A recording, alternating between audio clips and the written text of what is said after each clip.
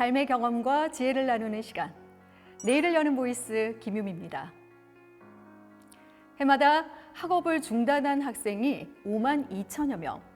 이 가운데 학교 부적응으로 학업을 중단한 학생은 약 3만여 명에 달하고 있는데요.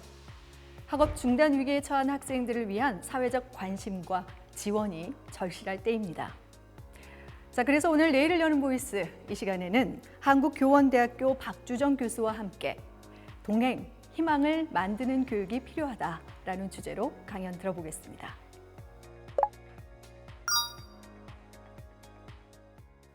안녕하세요.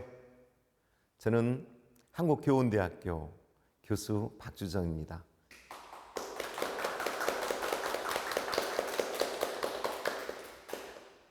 오늘 제가 여러분들께 드릴 이야기는 어떤 이론적인 이야기보다는 제가 실제로 경험했던 이야기들을 말씀드리면서 우리 청소년들, 우리 자녀들을 어떻게 키워야만이 안전하게 잘 지낼 수 있을 것인가에 대한 주제로 말씀드리고자 합니다.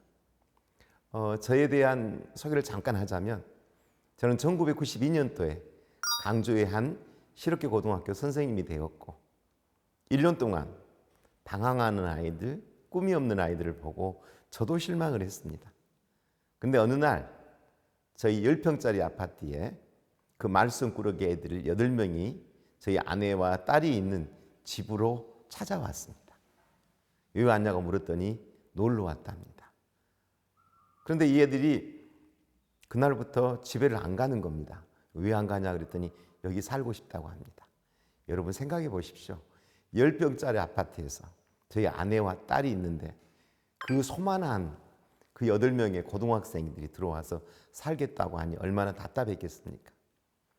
어찌됐든 그런 이유로 그 아이들 데리고 살게 되었고 그 말썽꾸러기 아이들은 8개월 동안 데리고 살았는데 데리고 산다기보다는 맨날 싸우는 거죠. 말 안 들으니까, 학교 안 가니까, 안 일어나니까, 밥도 너무 많이 먹으니까, 도시락도 8개 싸야 되니까 얼마나 힘들었겠습니까? 근데 그 애들이 데리고 사는 동안 꿈을 갖고 희망을 갖더라고요. 아, 이거다. 우리가 포기할 아이는 없는 것 같다. 내가 아이들을 바라보는 시선이 잘못된 거다. 어른들께서 그러한 환경을 만들어주지 않고 자기 기준으로 아이들에게 안 된다고 했구나라는 생각을 가졌습니다. 그래서 저는 원대한 꿈을 갖습니다. 이 애들을 데리고 살면서 살아야겠다. 그러면서 선생님을 해야겠다. 그래서 북구 용전에 있는 4,000평의 감나무 농장을 돈이 없어서 임대를 합니다. 거기다가 창고를 지어놓고 그 창고가 방과 같은 창고입니다. 거기서 그 애들을 데리고 살기 시작합니다. 94년부터 2003년까지 10년 동안 데리고 산 아이들이 707명입니다. 그 애들과 함께 산 그 707명의 이야기가 여러분 곧 어느 방송국에서 20부작으로 그 아이들의 이야기가 나온다고 합니다. 어쨌든 선생님 시절에는 저는 8명의 아이들을 데리고 살다가 707명의 아이들을 데리고 살게 되었고 이 아이들만 내가 케어할 게 아니라 강주시 교육청 장학사가 돼서 비탈에선 아이들에 대한 꿈을 키워줘야겠다고 생각하고 장학사가 되었습니다. 그런데 여러분, 제가 교직생활 32년을 하고 나서도 제가 처음 선생님이 했던 시절과 지금을 생각해 봐도 학교폭력이나 성폭력이나 자살이나 안전사고나 이러한 문제들로 인해서 아이들의 꿈을 이루는 것이 크게 나아지지가 않았습니다. 저는 교육청에 들어가서 위센터, 위스쿨, 위클래스 이런 것도 만들어 봤고 여러 가지를 해봤지만 달라지지 않았어요. 그 이유가 뭘까 생각해 봤더니 교육청과 학교가 아무리 노력을 한다 할지라도 학부모의 축이 무너져 있으면 아이들은 어렵다는 생각을 갖게 되었습니다. 아이들 아침에 깨워서 학교 보낼 때 민수야 일어나라 학교 갈 시간이네 라고 말하면 아이가 벌떡 일어나서 어머니 학교 갈 시간인가요? 네 알겠습니다. 잘 다녀오겠습니다. 어머니 잘 지내세요? 이런 애가 있나요? 그런 애가 있으면 좀 무섭겠죠.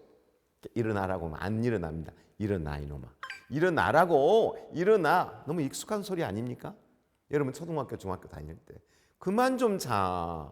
공부나 열심히 하고 잤다면 말도 안 해. 저녁내 인터넷하고 난리하더니 아침에 일어나도 안 해. 깨우다가 지치면 우리는 뭐라고 말합니까? 안 갈라면 말해라. 네가 학교 다니냐 내가 학교 다니냐. 이렇게 애들하고 지칩니다. 사실 애들 때문에 부모는 기가 죽고 기가 살고 합니다. 어떤 부모는 자기 아이가 공부를 잘해서 어쩌고 저쩌고 하면 듣기가 싫습니다. 우리 아이는 너무나 열심히 안 하고 꿈도 없고 희망도 없이 사니까. 그렇듯이 부모는 아이 때문에 기가 살고 기가 죽는 게 사실입니다.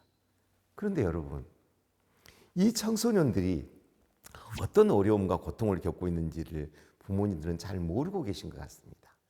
여러분 생각할 때 우리 강주에서 1년에 청소년들이 대학생 빼고 초중고 학생들이 1년에 몇 명이나 자살을 할 거라고 생각하십니까? 여러분 10명에서 20명입니다. 그도 극단적으로 옥상에 올라가서 뛰어내려서 목을 매서 약을 먹고 등등 너무나 처절하게 죽어가고 있습니다. 그런데 부모님들께서는 우리 아이가 지금 어떤 마음을 갖고 있는지를 모르고 있습니다. 물론 죽은 학생은 그 정도지만 죽음을 생각하는 학생들은 더 많습니다. 생각 지수라고 하는데요. 아, 우울하다. 죽고 싶다. 내가 왜 공부를 해야 되지? 나는 앞으로 뭐가 될까? 나는 무가치해. 이런 생각을 갖고 있는 학생이 너무 많습니다. 저는 지금도 신념이 하나 있는데요. 포기할 아이는 하나도 없다. 단 우리 어른들이 우리 자녀가 무엇을 잘하는가에 대한 탤런트를 재능을 빨리 찾아주지 못해갖고 방황하고 힘들게 만들다가 꿈을 못 찾아주고 있는 게 학생의 문제이기도 하지만 우리나라의 문제이기도 하다. 이 아이들을 구렁텅이에 만들어 놓고 조금 잘못하면 손가락질하고 나무래느냐. 이게 제 교육의 지표입니다. 그 아이가 잘할 수 있는 것을 빨리 만들어줘 보십시오. 그러면 그 아이는 부모가 짜증내지 않더라도 자기 길을 갑니다. 그 길을 만들어줘야 된다는 겁니다. 밖에 있는 어른들에게 묻고 싶습니다. 어른들께서는 부모의 역할을, 어른의 역할을 하고 있냐고요. 하고 있냐고요. 당신의 자녀 지금 안전하다고 생각하냐고요. 우리 아이는 그럴 리가 없고 지금 교수님이 말씀하신 그 부분은 일부 일탈한 아이들일 뿐이지 우리 아이는 아니라고 생각하고 있죠. 그러면 좋겠습니다. 그러나 우리 아이들은 그 위험에 지금 노출되어 있습니다. 그럼 어떻게 해야 될까요? 부모로서 내가 무엇을 어떻게 해야 될까요? 이 아이들이 이렇게 울고 불고 죽고 정말 힘들어하는데 우리 부모들의 역할은 무엇일까요? 우리 어른들의 역할은 무엇일까요? 이 말씀을 하고 싶습니다. 저는 교육청에 들어가서 복대를 하고 다니다가 아이를 화장실에 탈을 자르고 도망간 여학생 가봤더니 자취방에서 피를 흘리고 누워있는 모습도 봤습니다. 출동을 해서 가보면 한 아이가 옥상에 올라가서 뛰어내리겠다고 해서 밑에 매트를 깔았더니 비웃기라도 하듯이 다른 데다가 매트를 깔아놓고 뛰어내려서 결국은 죽었습니다. 그 애들이 바라고 외치는 말이 무엇일까요? 원망하고 있지 않을까요? 물론 그렇게 나약하게 그런 생을 마감하는 학생 원치 않습니다. 잘못한 겁니다. 그러나 혹시나 우리가 그 아이가 그렇게 갈 수밖에 없는 극단적인 환경을 만들지 않았는가에 대한 저는 반성이 필요하다고 생각합니다. 여러분, 저는 교육청에 들어가서 낙태한 아이를 살리기 위한 미혼모 위탁 교육기관, 학교에서 선생님에게 대들여서 벌 주고 무릎 꿇고 원산 폭격하고 때리고 맞는 이 아이들의 교육은 아니라고 생각하고 금난교실, 중학교에서는 잘못을 해서 저쪽 학교로 전학을 보냈다고 하는데 저쪽 학교에서는 안 받아주니까 그 유령처럼 떠있는 중학생들이 700명입니다. 그 애들을 위한 용연학교, 학교에는 마음이 아파서 공부는 지금 할 수 없는 아이들이 경계선상에 있는 애들이 너무 많습니다. 그 아이들을 위한 의사를 고용해서 그분들을 그 학생들을 케어하는 마음보듬센터 등 정말 23년 동안 교육청에 들어와서 그 아이들을 위해서 노력을 해봤습니다. 그런데 오늘은 제가 그 많은 제도 중에 하나를 여러분께 소개하려고 합니다. 그것은 무엇이냐면요, 2015년에 저는 강주시 교육청 장학관이었습니다. 민주인권 과장이었죠. 그런데 우리 담당 장학사가 전화를 받고 있습니다. 가만 들어봤더니 학교에 뭔 사고가 난 것 같대요. 그런데 우리 장학사가 뭐라고 이야기하냐면 학교에서 지금 위급한 상황이 돼 전화를 하니까 그 아이가 몇 시에 떨어졌다고요? 3시 20분이요? 신문에는 3시 40분이던데요? 떨어진 모양이에요. 아이가 자살을 한 모양이에요. 시도를. 그 학교에 학교폭력 예방교육은 시키셨어요? 안 시키셨어요? 그 담임 선생님은 몇 년 차입니까? 이렇게 묻고 있는 거예요. 지금 상황을 판단해 보자면 한 학교에서 한 아이가 떨어져서 학교에서 지금 교육청이 보고를 하는데 지금 따지고 있는 거예요. 지금 뭐를 해야 돼요? 쫓아가야 될 상황이지 않습니까? 나 깜짝 놀랐어요. 우리 지금 학교에서 이러이러한 일이 벌어졌는데 보고합니다. 그럼 우리는 어떻게 해야 되는가요? 그런 일이 있습니까? 알겠습니다. 지금 바로 출동하겠습니다. 조금만 기다리십시오. 침착하십시오. 뭐 어떠한 조치를 하십시오. 학생은 지금 병원으로 옮겼나요? 이 말을 해야 되지 않습니까? 하지 않았어요. 하지 않고 따지고 있는 거예요. 그날 밤 저는 우리 식구들 다 모이라고 그랬습니다. 오늘 그런 상황이 발생했을 때 여러분이 오늘 조치했던 방법은 정말 아닌 것 같다. 공문 보내세요. 자세히 알려주세요. 이런 이야기 하지 말자. 학교는 지금 너무나 위급한 상황이다. 그때 우리는 묻지 말고 달려가야 된다. 묻지 말고. 우리는 묻지 말고 달려가서 그 일을 해결해 줘야 된다. 그래서 우리는 부르면 달려간다. 우리는 그걸 부름이라고 하자. 그리고 2430 부름이라고 하자. 24시간 내내 30분 안에 현장에 도착해서 그 문제를 풀어주는 강주시 교육청 장학사 장학관이 되자라고 2015년에 부름이 제도를 만듭니다. 학교 교장 선생님들은 우리가 그렇게 공포를 했죠. 교장 선생님, 학교에서 어떤 어려운 점이 있으면 무조건 전화 한 통화만 해주십시오. 공문 필요 없습니다. 우리는 바로 출동합니다. 그랬더니 처음에는 고개를 깨닫고 그랬어요. 그럴 리가 있습니까? 공무원은 8시간 근무인데 어떻게 24시간? 우리는 하겠습니다. 전화 한 통화만 주십시오. 공문 안 보내도 됩니다. 라고 했더니 2015년에 1년에 한 140건 정도가 학교로부터 위급한 상황이 낮도 밤도 없이 전화가 오기 시작합니다. 우리는 정말 열심히 했습니다. 무슨 일이 있어도 쫓아가고 살리고 또 케어하고 치료하고 지원하고. 학교 현장에 어떤 문제가 발생했을 때 교육청과 정부는 신속하게 해결할 수 있는 체제가 갖춰져 있지 않습니다. 그래서 저는 이러한 일을 할 수 있는 부름의 재단을 만들어서 학교 현장에서 어떤 문제가 발생하면 전화 한 통하면 가서 모든 근본적인 문제를 해결해 줄 수 있는 이 재단을 만들어야겠다라고 생각해서 1년 앞에 뛰쳐나왔습니다. 저는 우리 공무원님들에게, 공무원과 선생님들에게 부탁하고 싶은 게 있습니다. 공무원 여러분, 우리가 어떤 일을 하다 보면 가서 문제가 생겨서 부탁을 드리면 그것은 법에가 없습니다. 그래서 도와드릴 수가 없네요. 그건 우리 일이 아닙니다. 저쪽 부서 일입니다. 저쪽 부서 가면 그건 우리 일이 아닌 것 같은데요. 애매한데요. 도와주고는 싶지만 지금 돈이 없네요. 그건 있지만 계획이 안 들어있고 예산이 반영이 안 돼 있어가지고요. 이렇게 말할 때 사각에 있는 어려운 사람들은 그 사각지대에서 다 죽어가고 있습니다. 저는 그걸 요청합니다. 어렵고 힘들기 때문에 민원인이 가서 도와달라고 한 거다. 법이 안 만들어졌으면 법을 만들고 예산이 안 세워졌으면 추경 예산을 빨리 세우고 지금 임시 방편으로 일을 살릴 수 있는 방법을 찾아야지. 안 됩니다. 이것은 그냥 AI 컴퓨터한테 물어봐도 답이 나올 수 있는 일 아니냐. 인간에게 묻는다는 것은 융통성을 갖고 애들을 도와줘야 한다는 거다. 라는 것을 간절히 호소하고 싶습니다. 그리고 우리 부모님들께는, 학부모님, 늘 말씀드립니다. 우리 아이들은 1000만 가지, 5천만 가지의 재능을 가지고 난 각각의 탤런트를 갖고 있는데 전부 공부만 열심히 해라. 공부만 열심히 해라. 공부 잘하는 것은 여러 가지 잘한 것 중에 하나일 뿐인데 그것만 잘하면 모든 게 끝난 것처럼 잘못 지도하고 있습니다. 그래서 나는 호소합니다. 학부모님들께 2가지를 하시라고.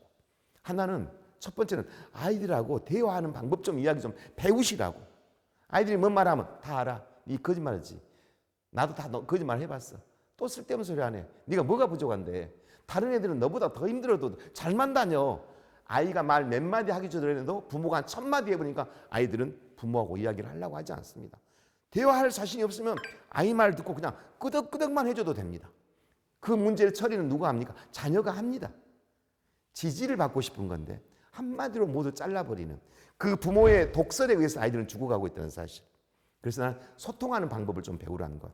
그 다음에 우리 아이가 지금 중학교 2학년이라고 합시다. 이 아이가 취업을 하려면 중학교 1년 남았고요. 고등학교 3년 남았고요. 대학교 4년 남았고요. 남학생이라면 군대까지 갔다 와야 됩니다. 앞으로 10년 후의 세상이 어떻게 바뀔 것인가에 대해서 부모님들도 공부를 좀 하시기 바랍니다.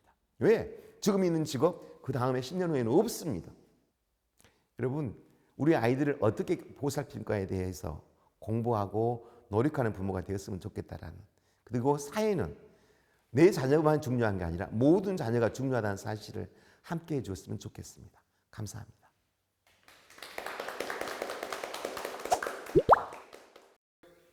네, 오늘 강연 정말 잘 들었습니다. 고맙습니다. 강연 중에 그런 말씀하셨잖아요. 단 한 명의 아이도 놓치지 않겠다. 아, 이 말이 참 인상 깊기도 하고 또 여러 가지 사례들을 얘기해 주셔서 또 가슴 아프기도 했습니다. 자, 그런데 학업을 중단한 학생들 우리 주변에 이제 많다고는 하는데 이게 시대가 계속해서 가면서 좀 줄어들어야 하는데 어떻습니까? 늘어나는 추세인지 궁금합니다. 학업 중단자, 중도 탈락자가 교육부 정책에 의해서 줄이기 위해서 정말로 온갖 힘을 다해서 네. 늘어나지는 않고 있습니다. 근데 늘어나지 않는 이유는 학생 수가 몇 명 안 그렇죠. 되기 때문입니다. 네. 이제 그 비율로 한다면 지금도 예전과 똑같은 상황이다. 이렇게 말씀드릴 수 있을 것 같습니다. 여전히 학업을 네네. 중단한 여러 가지 뭐 이유가 있겠지만 그 중에 이제 학교에 적응을 못한 학생들의 경우도 있을 것 같고, 그런데 이제 교사에서 보니까 뭐 교육청 장학사 대학교에서 또 학생들을 가르치기까지 뼛속까지 선생님이시잖아요. 네, 그렇습니다. 학교에서 그런 학생들을 많이 보시겠어요. 선생님으로서 또 그런 일들이 본인에게 맞고 나의 꿈이 원래 선생님이었지 않았을까 이런 생각도 저는 잠깐 해봤는데 정말 그런가요? 어떻습니까? 이번에 제가 나온 책이 선생 박주정과 707명의 아이들이라는 책을 썼는데요. 이 책 내용을 보면 자세히 나와 있긴 합니다. 저는 공대를 나왔습니다. 그리고 서울의 유수한 대기업을 다니다가 그만두고 세상이 참 싫었던 것 같아요. 그래서 스님을 했습니다. 스님 3년. 근데 거기서도 갈증이 안 맞으셔서 방황을 하다가 선생님이 되게 되었죠. 네. 그 선생님을 하다가 저는 박사학위를 받으면 교수가 되려고 했었어요. 근데 그 어느 전문계 고등학교 학교를 갔더니 아이들이 꿈이 없고 힘들어하는 모습 보고 그 애들을 데리고 살다 보니까 네. 이 애들을 그냥 놓고 가면 안 되겠다라는 나 혼자의 생각. 그러다 보니까 선생님이 되었고 선생님을 계속 하게 되었고 장학사 장학관을 하게 되었고 네. 그 길을 걸었던 것 같습니다. 네, 정말 많은 일들을 해오셨고 또 강연 중에 그런 많은 일들 중에 일부를 또 소개를 해주셨는데 오늘 강연을 듣고 있는 이 방청객들도 들으면서 궁금한 점들이 많았을 것 같아요. 그래서 지금 잠시 좀 질문을 들어보도록 하겠습니다. 혹시 먼저 질문하고 싶은 분들 손 한번 들어주시죠. 아, 네. 자, 어떤 게 궁금한가요? 예, 굉장히 오랫동안 교육계에 종사하셨는데요. 위기에 처한 학생들이나 학교 부적응자들을 위해서 여러 가지 일을 해오셨는데 그 중에서 어떤 학생들이 가장 기억에 남으셨는지 궁금합니다. 지금 제일 기억에 남는 것은 아픈 기억이죠.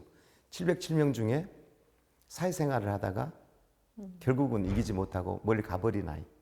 이게 제일 많이 기억에 남지만 좋은 기억은 공부하고는 탐을 싼 아이가 탐을 쌓을 수밖에 없는 그 집안 환경을 제가 듣고 나서 제가 열심히 해보자고 했는데 그 아이가 어느 날 잠을 자고 있는데 제 목을 이렇게 막 조르는 거예요. 그래서 그러지 말라고 했죠. 왜 그러냐 했더니 선생님이랑 사는 것을 그냥 나가고 싶은데 선생님하고 의리가 있어서 못 나가는데 죽어버렸으면 좋겠다는 거예요. 그렇게 방황했던 아이가 마음을 다잡고 공부를 해가지고 지금 군대에서 대령이 되어 있습니다. 네. 좀 있으면 별을 달 겁니다. 네, 그게 가장 기억에 남고요. 학교 다닐 때 오토바이를 안 사주면 학교를 안 가겠다고 부모한테 떼쓰고 악썼던 아이가 지금은 나주에 있는 가장 큰 기업체의 과장이 되어 있습니다. 네. 가장 기억에 남는 학생들 정말 수도 없이 많겠지만 그래도 좋은 기억을 좀 갖고 또 이런 일들을 계속해서 또 지속할 수 있는 힘이 아니었나 싶습니다. 그렇습니다. 예. 자, 또 한 번 질문 받아볼까요? 아, 네. 네, 훌륭한 강연을 통해 저희들에게 좋은 말씀 전해주셔서 너무 감사합니다. 자기소개 때 잠깐 언급하셨는데요. 707명의 아이들의 저사가 저희들한테 드라마로 보여질 예정이라고 하셨는데 그게 언제쯤 개봉 예정인지 좀 궁금합니다. 그 회사에서 이야기하지 말합니다. 그리고 그 주인공도 말하지 말합니다. 그래서 말씀 못 드리는데요. 네. 드라마는 제작하는 기간이 좀 길다고 합니다. 한 2년 정도 기르고요. 영화는 짧게 하기 때문에 내년 5월쯤 나올 것 같습니다. 네, 자세히는 말씀 못 해주시지만 어쨌든 드라마로 제작이 돼서 우리가 또 이야기를 들을 수 이제 있겠네요. 웹툰하고 애니메이션도 나온답니다. 아. 그 애들 데리고 살았던 그 말썽꾸러 이야기가 웹툰과 애니메이션 나오면 재밌겠죠. 네, 꼭 한번 보겠습니다. 자, 마지막으로 한 명만 더 방청객의 질문을 받아보겠습니다. 아, 네. 네, 저는 앞으로 이제 선생님이 되고 싶은 게 꿈인데요. 요즘 학생들도 힘들지만 교권이 침해되는 경우도 굉장히 많습니다. 그런 뉴스를 접할 때마다 제가 교사를 진로로 선택한 것이 잘한 일일까 고민이 되는 경우도 많은데요. 교사가 되면 조금 더 뿌듯하고 보람된 점들이 훨씬 더 많을까요? 아, 네. 제가 역으로 질문할게요. 교권이 침해된 이유가 뭘까요? 왜 그렇게 됐을까요? 제 생각에는 이제 부모들의 이제 교육 환경, 이제 환경이 이제 사람을 만든다는 것보다는 사람이 환경을 만드는 것 같다는 생각이 좀 많이 들게 됐습니다. 왜 교권이 이렇게 무너졌을까에 대한 이야기는 한 시간을 이야기해도 다 말할 수는 없지만 교직의 선배로서 말씀드리자면 각자의 위치에서 역할을 하지 못했기 때문입니다. 첫 번째는 나라에서는 이 선생님에 대한 존경과 그 다음에 대우를 하지 않고 허당 선생님의 영화로 나온 선생님에 대한 이미지를 아주 왜곡시켜 놨고요. 지금 영화나 드라마에 나왔을 때는 선생님 중에 훌륭하고 멋있는 선생님이 있었나요? 때리고 욕하고 뭐 깡패 같은 선생님들이 나왔잖아요. 그러니까 많은 선생님들이 선생님 그런 거 아니야 라고 선입관을 갖게 만들어 놨잖아요. 사회의 책임도 있고요. 서희주 사건처럼 여러 가지 어려운 일이 있을 때 그 일을 즉시 해결해 주지 못한 교육부와 교육청의 책임도 있고요. 그 다음에 그 선생님이 그렇게 힘들 때 옆에서 도와주지 못한 선생님들의 책임도 있고요. 다 있잖아요. 그래서 나는 어떻게 생각하냐면 선생님들은 그런 어렵고 힘든 아이들을 잘 안아줄 수 있는 내공을 길러야지 사회는 우리를 너무 힘들게 해. 왜 이러는가 모르겠어. 그러니까 나는 선생을 안 할래. 이건 아니라고 봐요. 네. 교육만이 희망이기 때문에 그렇게 어려운 아이들을 또 어떻게 해야 마음을 열고 따뜻하게 안을 수 있을까? 공부해야죠. 공부해서 그 무장해야 되고요. 두 번째는 부모님들께서는 선생님이 아이를 제대로 가르치지 못하면 얼마나 큰 일이 벌어진 거에 대한 인식을 하고 선생님에 대한 존경과 사명감을 드릴 수 있도록 노력해줘야만이 살 수 있어요. 선생님을 폄훼하고 욕하면 아이들은 그 선생님한테 공부를 배우겠습니까? 안 배우죠. 선생님은 내공, 그 다음에 부모는 선생님에 대한 애우와 사명감을 주고 사회는 선생님들이 어려운 점이 있는 것에 대한 법률적 지원과 또 선생님들이 정말 열심히 할 수 있도록 분위기를 만들어줘야만 된다고 생각합니다. 근데 눈빛을 보니까 어떤 어려운 학생이 와도 선생님은 잘할 수 있을 것이니까 선생님 다른 데 가지 말고 꼭 선생님 네. 되시기 바랍니다. 네. 선생님과 학부모 또 사회 이 세 축이 잘 운영이 돼야 한다는 게 바로 교육이라는 걸 알았는데요. 정말 참 스승이라는 사전적 의미를 봤더니 올바르게 이끌어주는 스승 이런 의미가 있더라고요. 근데 오늘 강연 주제가 동행. 어떻게 보면 뒤에서 한 발짝 멀찌감치 또 이렇게 따라가주는 그런 의미도 있거든요. 자, 오늘 강연과 또 이런 이야기를 좀 마무리 지으면서 정말 좋은 가르침이라는 게 무엇인지 한 말씀 좀 부탁드리겠습니다. 동행. 너무 진부한 것처럼 느껴지는 것이 사실이죠. 동행. 그런데 저는 그렇습니다. 각자의 선생님에 대한 상이 있겠지만 하나 공통된 것은 아이가 웃고 있어도 울고 있는 마음을 읽을 수 있는 정도의 선생님. 그렇게 하기 위해서는 어떻게 해야 되겠습니까? 가까이 있어야 한다는 거죠. 저 아이가 웃고 있어도 울고 있는 마음을 읽을 수 있으려면 지대한 관심을 가져야만 보인다고 생각합니다. 진부한 이야기처럼 느끼지만 사랑하지 않으면 교육은 안 된다고 생각합니다. 서로 좋아해야만이 그 다음에 교육이라고 생각하는데요. 단편적인 지식, 학교 오지 않아도 충분히 학생들이 공부할 수 있습니다. 그러나 학교와 선생님이라는 것은 인간적 유대를 통해서 선생님은 롤 모델이 되기 때문에 그 학생에게 그 무한한 잠재력을 일깨워주고 사랑으로 이끌어주는, 나는 이것을 선생님이라고 생각합니다. 네, 진정한 선생님에 대한 의미를 새겨볼 수 있는 그런 시간이었습니다. 오늘 말씀 잘 들었습니다. 고맙습니다. 네, 고맙습니다. 흔히 교육을 백년지 대계라고 하죠. 우리의 미래를 이끌어갈 우리 아이들에게 필요한 건 평가와 판단보단 격려와 위로, 그리고 일방적인 가르침보단 한 발 뒤에서 따라가는 동행이 아닐까 싶습니다. 자, 오늘 내일을 여는 보이스 이 시간 여기서 마치겠습니다. 함께해 주신 여러분 고맙습니다.